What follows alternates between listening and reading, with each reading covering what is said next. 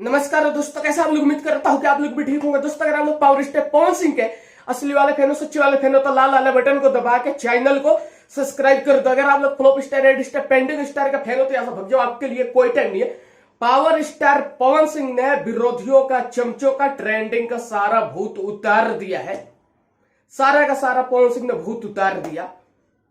Trending का भूत सवार हो गया था चमचों पे। पावर स्टार पवन सिंह बोले, अच्छा बेटा मेरे सामने ट्रेंडिंग का टर करोगे, आजा तुम्हें दिखाता हूं ट्रेंडिंग क्या होता है। और इस साल पावर स्टार पवन सिंह ने ऐसा लकीर खींचा कि 2022 में पवन सिंह का गाना होली का नंबर 1 ट्रेंडिंग में आ गया।